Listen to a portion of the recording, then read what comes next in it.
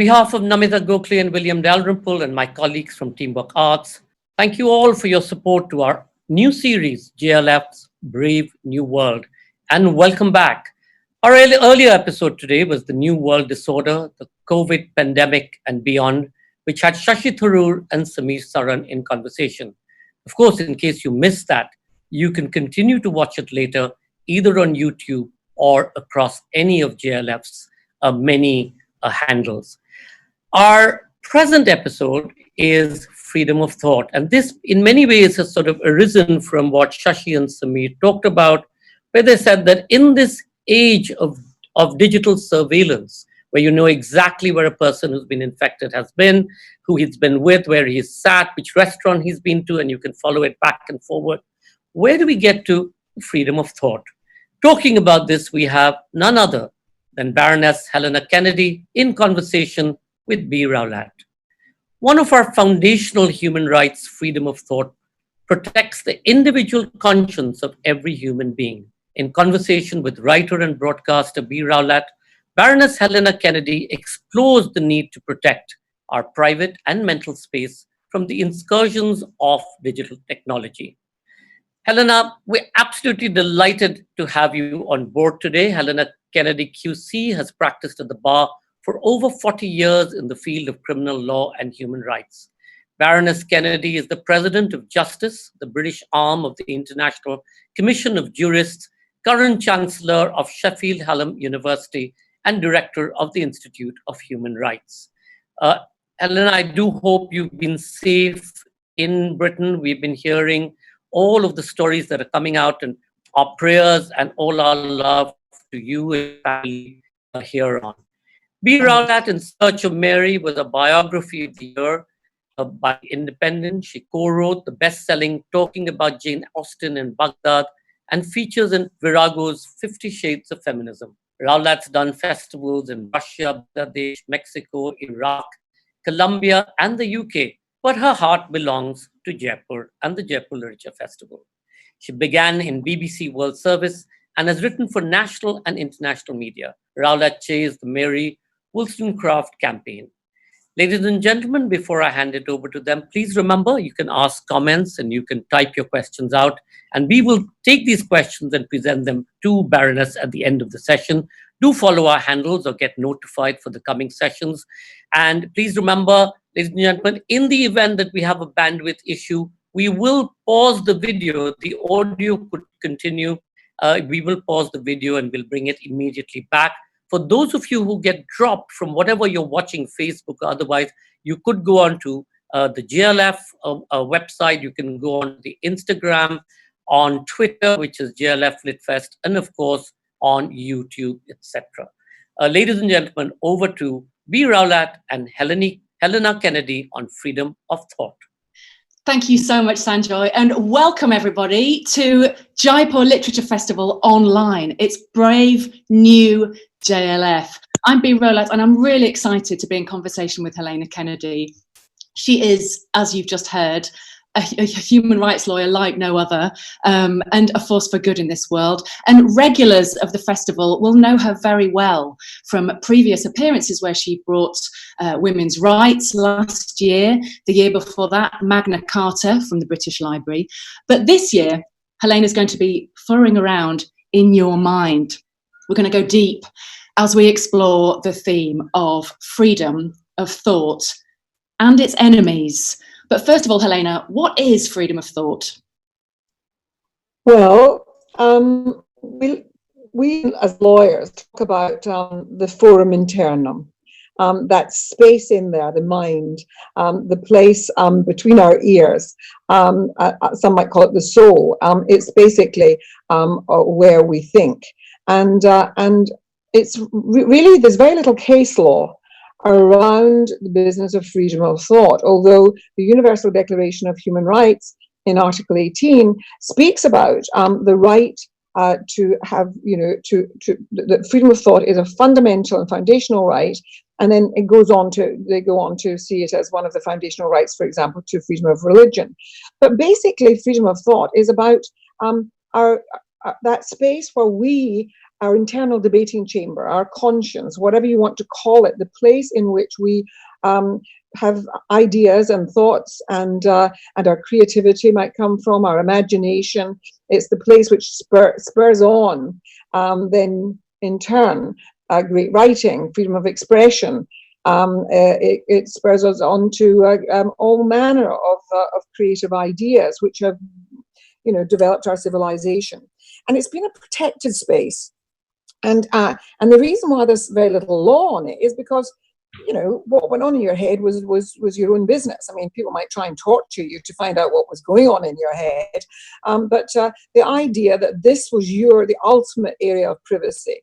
When you say it's protected, isn't that just because most people never even think about where their thoughts come from or how thoughts got there in the first place? Yeah, I mean, obviously, to some extent, our thoughts are products of influence, and they come out of the influences of our own development as small children, and then into adulthood. It's about what we read, about what we see, about the people we associate with, and of course, we're being influenced. We now watch television, and we're influenced all the time by advertisers and so on. I am an influencer. I'm an advocate in the courts. I try to persuade judges or juries to a particular perspective on a set of facts. So we're all involved in trying to influence the mind, but it is that ultimate space that is ours. Now, the great problem about it is that nowadays we are seeing the development of technology which has the capacity for, if you like, penetrating that space. That space that is the ultimate area of privacy. And we know that because we know that the algorithms that are used by social media to find out more about us have been a way of monetizing information that is gathered by our own interaction. Can you elaborate on that using the example of Cambridge Analytica? Well, I was just going to mention Cambridge Analytica, and many of the listeners who attend Jaipur and so on will have had discussions about this in the past. But Cambridge Analytica really blew open for us something that hadn't been fully understood before. And Cambridge Analytica was exposed really during the elections. It was shown that information which is gathered about us, that there's something like 5,000 data points being gathered on each and every one of us if we use social media, that you start knowing the personality of those involved. I always remember a senior executive of Google once telling me that we know when an adolescent is homosexual before he or she does. And so it's themselves. That's astonishing. Just that because as a young person you might explore certain sites that you may and they may not even be obvious sites, gay sites. It may be just the books that you're reading, or and that you download, or things that you download. Your choice of clothes perhaps might feed into this mosaic that they're creating of the kind of person that you are, where your interests lie, how you express yourself in so many different ways, and from those certain conclusions are drawn. Now that's very useful to people who are manufacturers of goods, retailers, and so on. It's very interesting to people who might be able to use that information to bombard you with advertisements and so on, and seduce you into spending money. So, there's a capitalist interest in it. But there's also an electoral interest in it. There's an interest in it by those who seek to have power within our governments.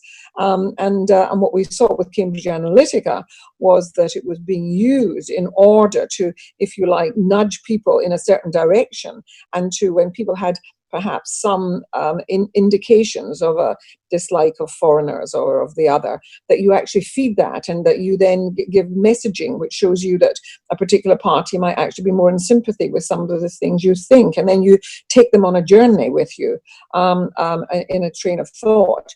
And so those things, I think, have caused a level of alarm, and then a much greater analysis of this. Very interesting book written by Shoshana Zuboff, who's a professor at Harvard, and who's written a wonderful book called Surveillance Capitalism, where she's looked at the developments since the early parts of the the noughties, 2001, 2002, the development of social media and the ways in which monetizing of it, first of all, to sell stuff, was then captured by those who were in the political field and saw it as a potential for actually turning people's minds towards particular political parties or particular outcomes. And I think there's no doubt that it was used in the Brexit referendum, and it's being used in elections in other parts of Europe, but not just. We know that actually Cambridge Analytica was brought in on other different fronts, and organisations like Cambridge Analytica. You mentioned that freedom of thought is a foundation. You describe it as a foundational right, and that it's Article 18 suggests to me that it was a little bit buried. It didn't even make the top 10. Does that suggest that this great human rights document is out of date and hasn't caught up with the technological advances? Well, I listened when people say those sort of things, and it's true. We should be thinking of, we should own our own data. And it shouldn't be that people can actually take hold of it without our consent. And of course, our consents are never really sought for any of this. And people would say that young people particularly are giving away lots of information about themselves without concern. And the implications of it don't worry them because they're much more open about private parts of their lives. However, I think that we should be concerned about the ways in which some of this it works. And we do find that it actually is about something much more than the ordinary business of advertising, of the powers of persuasion, the stuff that we knew and understood as being part of the business of selling stuff. But this is something which actually has more sinister connotations, especially when there isn't openness about it taking place. So you suggest that there's financial and political gains to be had, but I want to set this now in the context of the current crisis, the coronavirus pandemic, as was discussed in the previous session. Two things are happening all over the world right now. One is increased surveillance and mass data collection, and the other is a drastic reimagining of state power. In this setting, what are the things that you think we should be looking out for and worried about? Well, one of the things, I am the director of an Institute of Human Rights for the International Bar Association. So the International Bar Association is worldwide. It's 188 bar associations around the world. Many, many thousands of lawyers belong to it. And so I'm getting information fed to me as I sit at the center of this hub of the ways in which COVID-19 is being used. This virus is being used as a way in which governments are actually seizing more power than they formerly had. I mean, only yesterday I was receiving the news about the business of Brazil and Bolsonaro, and there's a whole way in which he's been rather reckless in his dismissal of the need for distancing and for the need for some of the steps that are required.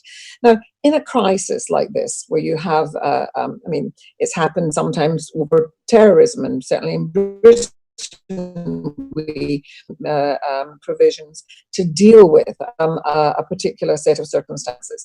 And there's a way in which the democratic processes decide, okay, here we are going to actually take some of the the liberties that we really believe are vital in a democracy. We are going to kind of limit them in order to deal with a particular set of circumstances. That will get public support when it's a question of public safety. People will want to do the right thing.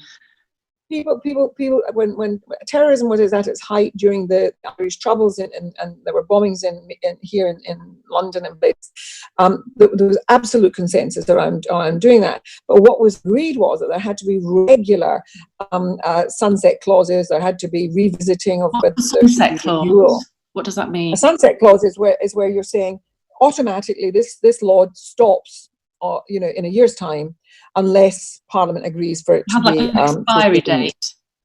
It's got an expiry date and a sell-by date. Okay. It's stuck there on it. And so in the recent change of law that's taking place to deal with the coronavirus here in the UK, in Parliament, I'm in the House of Lords, and so we, as a legislator, I with others, we all argued that it shouldn't be as long as 2 years, which was what government was asking for, and we said no, it has to be a sunset clause. It was 6 months. It can be renewed if that's necessary, and it may well be that it is, that some parts of it are, or not all of it, but that there has to be monitoring, and that at a monthly basis there should be monitoring of some of the particular provisions. Now then you get Orban in Hungary introducing law to deal with this crisis, but no sunset clauses, no limitation of time, and it's going to be a rule by decrees, and it will be his decree. So you see a seizing of power by people who are power hungry, and Orban has displayed that in his leadership in Hungary on many different things, reducing the power of the judges, reducing the power of the independent legal profession, attacking those who represent asylum seekers or refugees as lawyers. All manner of attacks on civil liberties and on human rights. Your constructive advice would be to be looking out for new drastic measures and for be looking for a sunset clause in that. You've got to be really vigilant, and I have to say that I am concerned about some of the things that have been happening in India too.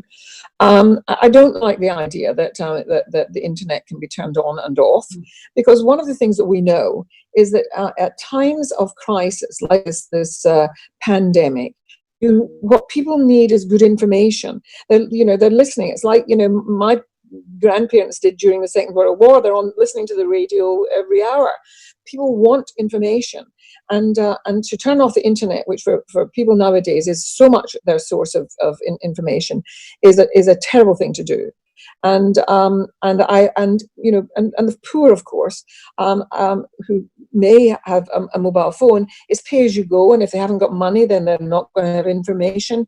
And so even if you have your internet running, you have to think about ways in which you can make it possible for people to have information.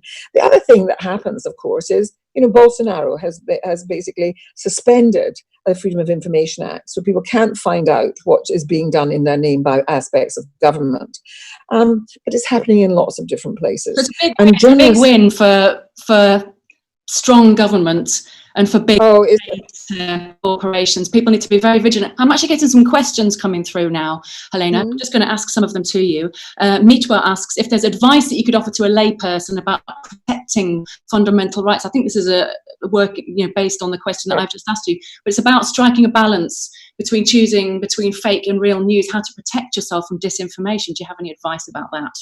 Well, you really have to work out yourself who are your trustworthy sources, where there's fact checking and so on. And so you really have to work out who do you rely on. The Pew Resource Center in the United States of America have done this with the American public, and it came as an interest to me that they included the BBC up there in their top 3 of reliable sources of information. And so you have to work out who can you rely on, and I'm afraid that there are times when even the sort of major sources of information are proving themselves instruments of false news too. So there is a problem about this. But journalists have to be protected during this period, and we are seeing populist governments attacking journalists everywhere. Freedom of expression, our right to media freedom is so important, and of course, all manner of law is used to go after journalists. So we've got to protect our media freedom. Stick up for your journalists, even if you don't agree with them. Another question that's come through, again on a similar theme. I think there's a lot of anxiety out there. Ria Palresha asks, what could be a way to maintain a certain level of privacy whilst having to engage in social media for work and for professional and personal reasons? Because of course we're all digital, we're all remote now. How do we protect ourselves? I mean, here we are having this meeting via Zoom, and I have to tell you that most of my day is taken up. I know, quite a lot of us got Zoom fatigue. Yes, and so we're using these incredible networks. I mean, it's wonderful that we have this technology. I mean, I can't see my grandbabies because my daughter's a doctor, and the chances is that we could be at risk, people of a certain age, and so it's wonderful that we can make connection with people that we love and care about, and then the people we work with, and the people who are fighting the great fight to keep protecting our rights around the world. I need this technology, and yet I do know that it is all being infiltrated into the pockets of people who will use ways I would not feel happy about, and I do think a moment's going to come when all this is over, where we really have to talk about the regulation of these platforms. There's another related question to this that's just come through from Abby Tariq, who, and this comes off the comments you made about Brexit. This person asks, could you let me know how we get rid of manufactured consent? I actually don't know what manufactured consent is. Well, I know exactly what your question is asking about, because you can well, there's a very interesting thing called astroturfing. And astroturfing is an expression that's used. Of course, astroturf was that terrible pretend grass that's used, and my boys used to play football on it when they were little. And astroturfing is where organizations are set up, and they are to generate what is seen as being grassroots opinion, and it uses all the techniques of the Cambridge Analytica methodology, which is to feed information which is dishonest to ordinary people and make them fearful.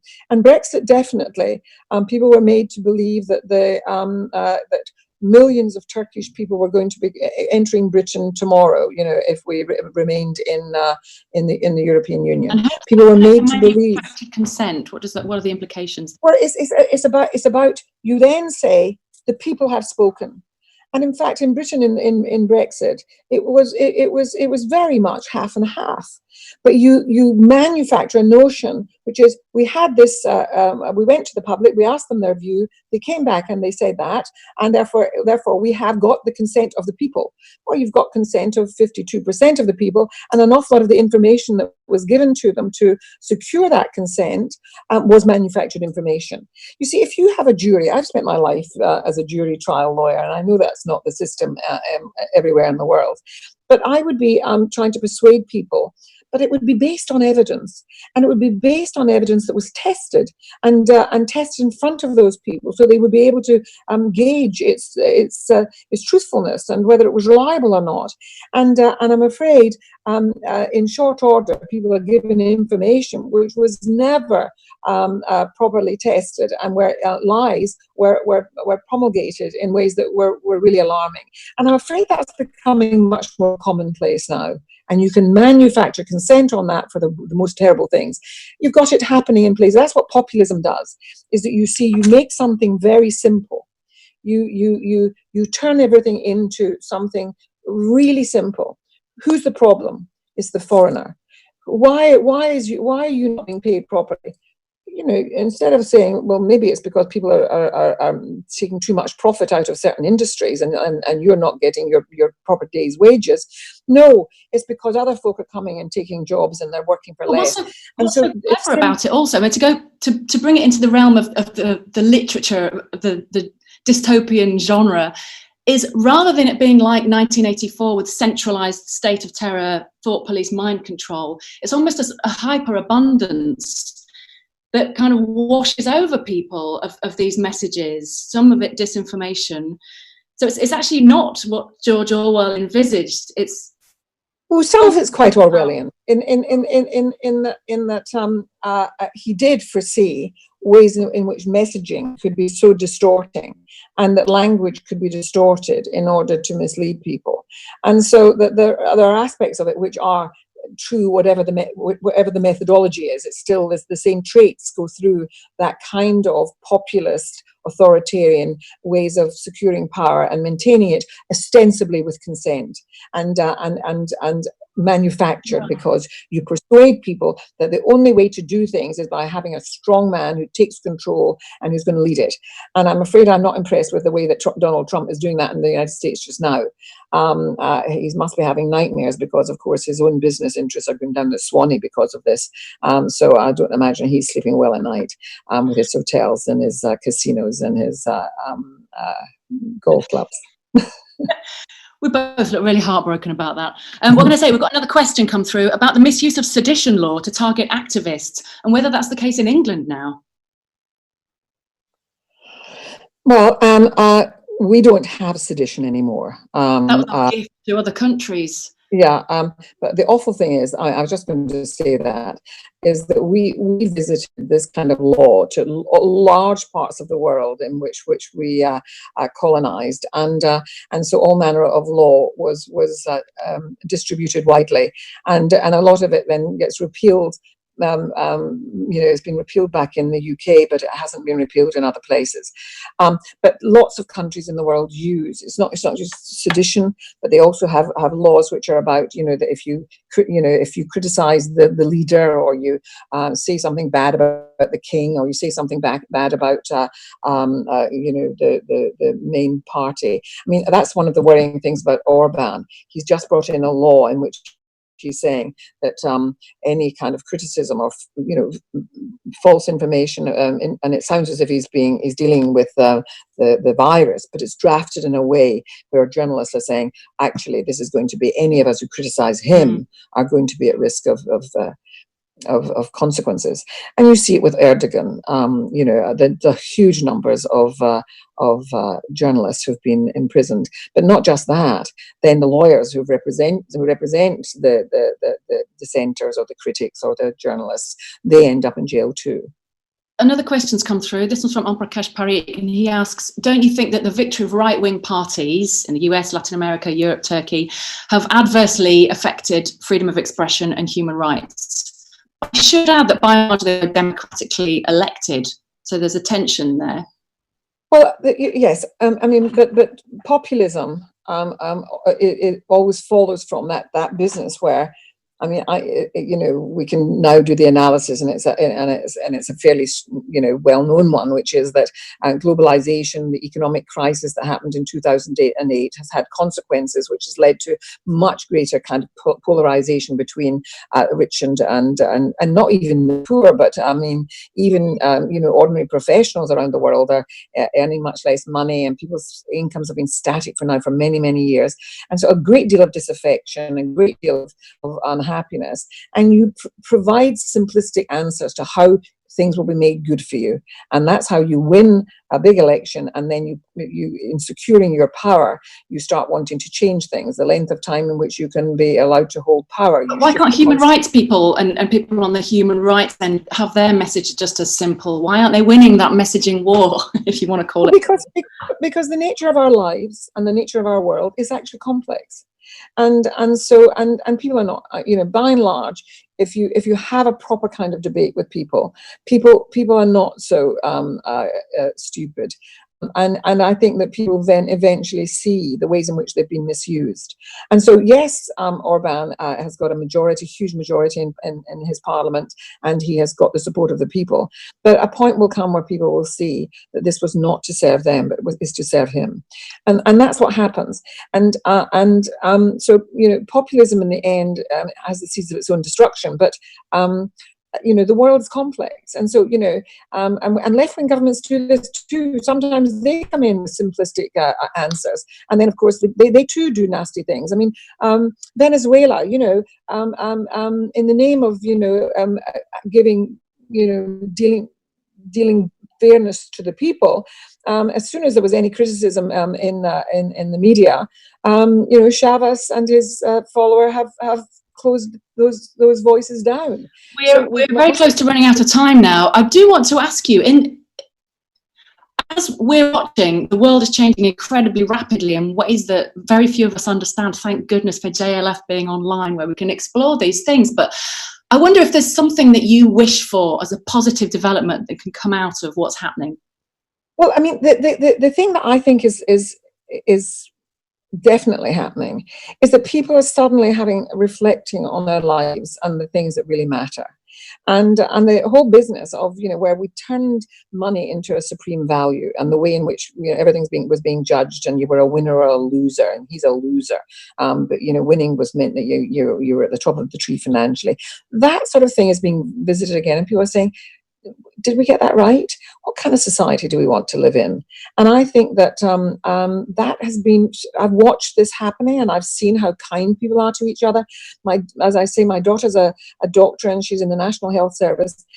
And my God, when you see the support those young doctors and nurses and carers and people have, the porters, all of them doing this fantastic job at this terrible time, and the love they get from the general public.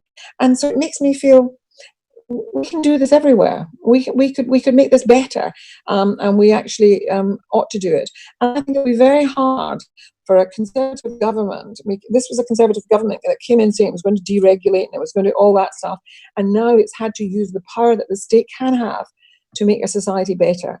And so I think it'd be very. That gives you hope that this is a moment of reflection, and that there's time to think. And you have to protect rights and civil liberties, and you have to make sure that the rule of law is maintained in the face of the most terrible things. Because if we don't do that, we lose one of the essential pillars of a decent society. Another question's just come through. We're going to have to answer this one quickly. It's from Utwal Godeshwani. Can media be independent and sovereign during an exceptional time of state? How do we ensure that? I think you may have answered that with your support for journalists, but is there anything you can add? Yeah. I do. I mean, I think that you have to have responsible journalism, and I think that sometimes, I mean, for example, I think it's quite interesting that some platforms and some of the media is saying we are not going to feed some of these phony stories that this virus has been created by masks are creating the internet and etc. And that that people are going to plant things in your brain, and I mean, we're not going to put those things out, because actually it really is going to undermine the efforts that we're making to really deal with this virus and this contamination, one to the other. The way in which you deal with contagion is by good information and none of the trash. So I think that sometimes you just have to be selective about what you give space to. Okay, I'm gonna violate your right to privacy and also the laws of Zoom. Are you wearing your slippers, Helena? No, I'm not, but I am wearing some trainers. I'm wearing some sports. I put on my poshest boots because it's JLF, and for you. No, but I didn't wear an old sweatshirt. Okay. I want to thank you very, very much. I want to thank all of the audience and the questions coming in. And we'll please carry on the debate, and hand back over now to Sanjoy. Thank you so much. Thank you, JLF. Thank you so much, Baroness Helena Kennedy. Thank you, B. Rowlatt. You're absolutely right. We need to protect rights even more so now, and we need responsible journalism. Thank you for doing your bit to do this. Please come back log on to our JLF sites across the media handles. And for those of you who've logged on, thank you so much for being there, for asking questions. Remember, we're going to be back now on Saturday and Sunday. On Saturday at 7:30 p.m. IST, we have Siddharth Mukherjee and Peter Frankopan in conversation, Corona Chronicles, the past, present, and future of pandemics. For those of you who read Siddharth's book, this is going to be the most important session, so do log on. And at 9 o'clock on the same day, given what's been happening with migrant workers in India, we've got Tracking the Plight of Migrant Workers with Chinmay Tumbe in conversation with Sabha Naqvi. On the Sunday, we will have Jhumpa Lahiri in conversation with Chiki Sarkar. And of course, we have Jeet Thayal in conversation with Nandini Nair. So remember, log on, share, ask your questions. Most importantly, Baroness Helena Kennedy, B. Rowlatt, as the Queen said, we shall meet again. And on those happy times and a happy note, good night. Thank you all. Bye. Bye. Good night.